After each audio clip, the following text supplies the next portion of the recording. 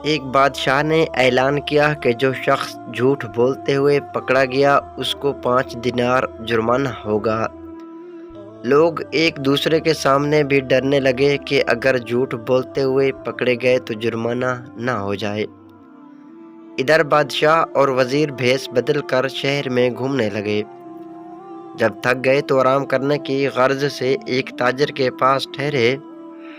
اس نے دونوں کو چائے پلائی۔ بادشاہ نے تاجر سے پوچھا، تمہاری عمر کتنی ہے؟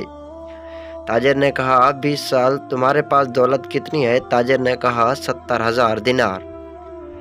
بادشاہ نے پوچھا تمہارے بچے کتنے ہیں؟ تاجر نے جواب دیا 1۔ واپس آ کر انہوں نے سرکاری دفتر میں تاجر کے کوائف اور جائیداد کی پڑتال کی تو اس کے بیان سے مختلف تھی۔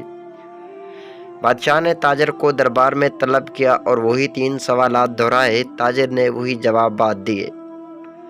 بادشاہ نے وزیر سے کہا اس پر 15 دینار جرمانہ عائد کرو اور سرکاری خزانے میں جمع کرا دو، کیونکہ اس نے 3 جھوٹ بولے ہیں۔ سرکاری کاغذات میں اس کی عمر 35 سال اور اس کے پاس 70,000 دینار سے زیادہ رقم ہے اور اس کے 5 لڑکے ہیں۔ تاجر نے کہا زندگی کے 20 سال ہی نیکی اور ایمانداری سے گزرے ہیں، اسی کو میں اپنی عمر سمجھتا ہوں، اور زندگی میں 70,000 دینار میں نے ایک مسجد کی تعمیر میں خرچ کیے ہیں، اسی کو اپنی دولت سمجھتا ہوں، اور 4 بچے نالائق اور بد اخلاق ہیں، ایک بچہ اچھا ہے، اسی کو میں اپنا بچہ سمجھتا ہوں۔ یہ سن کر بادشاہ نے جرمانے کا حکم واپس لے لیا اور تاجر سے کہا ہم تمہارے جواب سے خوش ہوئے ہیں۔ وقت وہی شمار کرنے کے لائق ہے جو نیک کاموں میں گزر جائے، دولت وہی قابل اعتبار ہے جو راہ خدا میں خرچ ہو، اور اولاد